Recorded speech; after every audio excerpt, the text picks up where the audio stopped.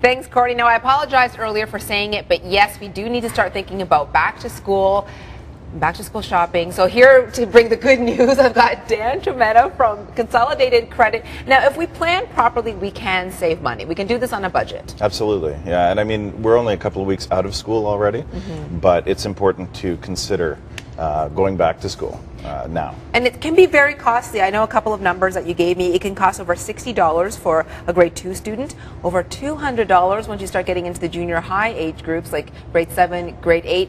And if you have more than one child, you're just compounding the cost. And we're talking about supplies as well. You know, there's always the argument of uniform schools versus non-uniform schools, and how much do uniforms cost and things of that nature.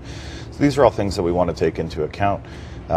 Really, you can look at trying to find a uniform reseller as an example, and if you can't do that, then something that you might want to consider is something like Craigslist or Kijiji, one of these kind of websites, to see if you can trade up clothing if you're in a uniform school. Oh, okay, great idea. Yeah, and also it gives your children an ability to become an entrepreneur. They're able to sell their old uniforms, maybe roll some of that money in to purchase new uniforms, as an example. And I know some of the other tips, which I think are smart, shop on sale, see what you have first, take stock of what you already have that can be reused. And also, you mentioned shopping just for what you need the first half of the year, instead of shopping for the whole year. Yeah, I mean, depending on if you're on a termed or a semestered school. If you're on a semestered school, you may not have the same subjects all the way through the year.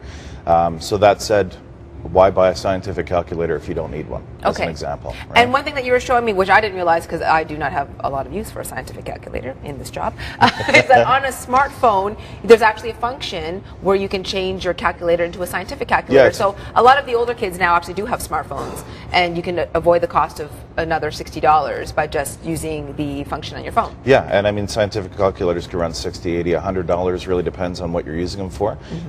And why bother going out to buy something if you already have it on your phone?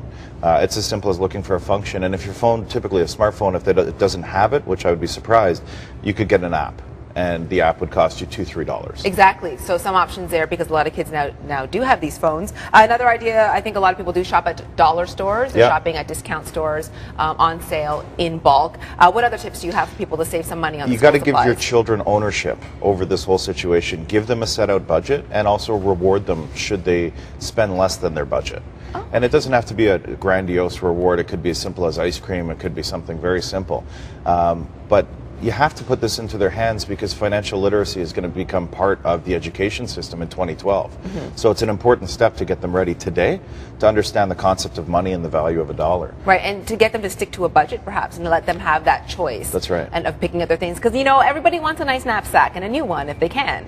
And quality is important to think about as well, right? It's all right to go and think about the fad items, but, typically those end up in the garbage, and in a lot of cases they don't last the test of time. So I would say look for the quality, especially on knapsacks and things of that nature. Pencils and things like that, I would say a dollar store would be fine. Yeah, okay. Yeah. But if you need a quality item, then spend a little bit on that and invest in that. All right, great ideas.